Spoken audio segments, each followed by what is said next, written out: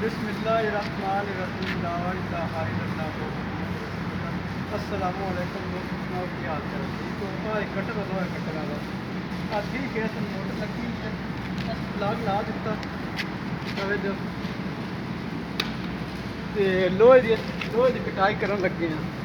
पहले इस उत्ते करना आश की पाम के जिहदे नाल लोहा काबू आंदा लोहे लगा करांगे एन दोबारा फिर टाट कर देंगे।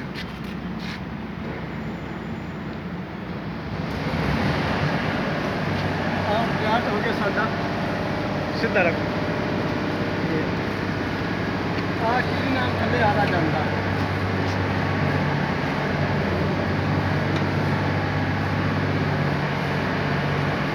बटन स्टान ऑफ वाला इतने बंद होंगे बाहर छिकिए फिर इस जो ना आन होनी है साडा सारा जो पानी की है जो टूटी लगी है ना उसकी है स्पीड मैं ध्यान कर के साड़ी कटाई होने लगी।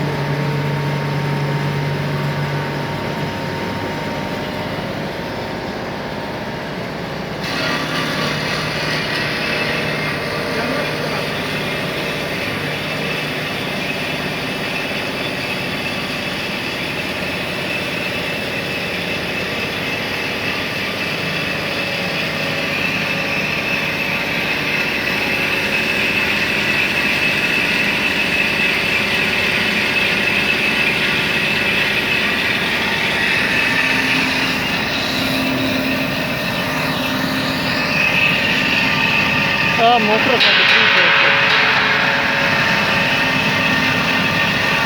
मोटर चल रही है लोग साड़ी कटिंग हो रही है पी साढ़े ला दो असं बंद कर देंगे कटर साडा बंद हो गया साडा लोहा जो कटाई करके अस जोड़ी जाते हैं।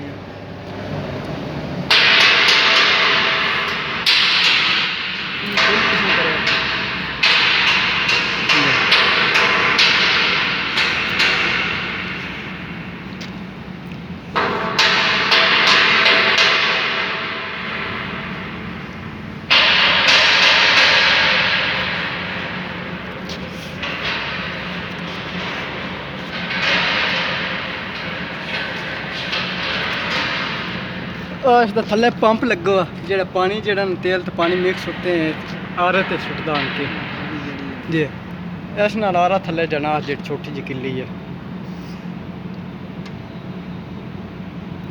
आवे इस नाल टूटी जी बनी हुई है जो आरे पानी पैंदा ना वो प्ले वाला बटन इसका ऑन होंदा इत्थों आरा साडा इन पहले बाहर खिंचना